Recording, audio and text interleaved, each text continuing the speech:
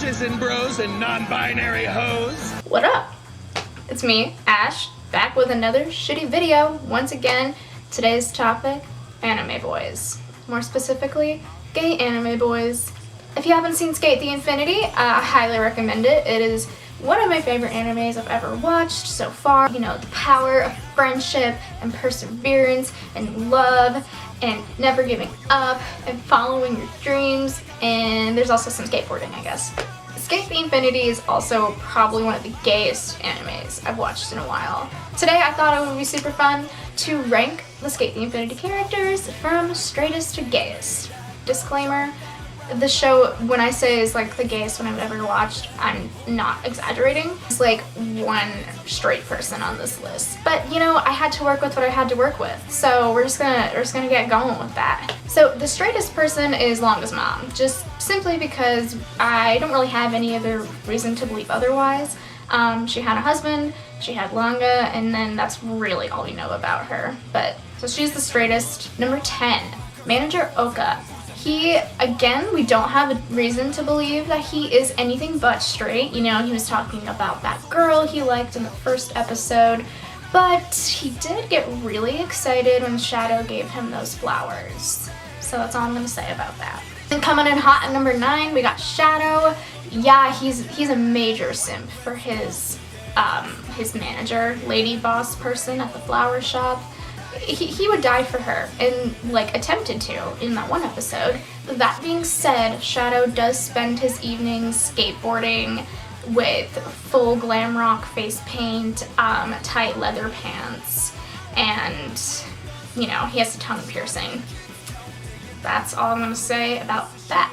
Cop lady, whose name I forgot, that whole subplot just I did not care about in any way. So she isn't swayed by Adam's charm, you know. He doesn't have a lot, but, you know, he flirts with her a couple times and she just doesn't give a shit. So she's either just super professional or maybe a little bit of a lesbian. We got my boy, Reki. He is, first of all, a sunshine and needs to be protected at all costs. But he talks about girls a few times in the show, in passing, nothing serious, and he does, you know, get that, like, doe-eyed anime boy look of love when he sees that pretty girl on the ship on the beach episode. But aside from that, homeboy only has eyes for Langa. He just doesn't care about anything other than skateboarding and Langa. I'm not saying you can't have a meaningful relationship as a male with another male and have it be anything but platonic. But if you've seen this show, you know that there's nothing platonic about the relationship between Reki and Langa. He gets absolutely crushed about their little breakup, which we all did. That really hurt. It was about a pinky promise, and that sent Reki into a depression that was so, I don't want to say dramatic. It was a little dramatic. But they were so happy when they got back together, as was I. And then we have Joe. Yeah, he's seen flirting with and kissing a bunch of girls throughout the show.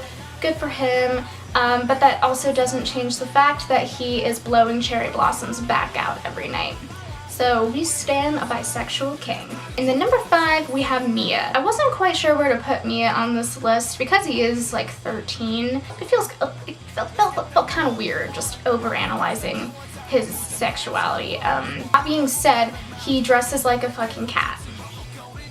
Moving on. Alright, Tadashi coming in at number 4. Has a degradation kink, loves being called puppy by his boss.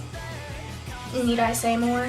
Like, Cherry Blossom, the most wonderful person that I've never met. I love this man. Nothing to do with my decision for placing him at number 3, but I just needed to get it out there. Cherry Blossom supremacy.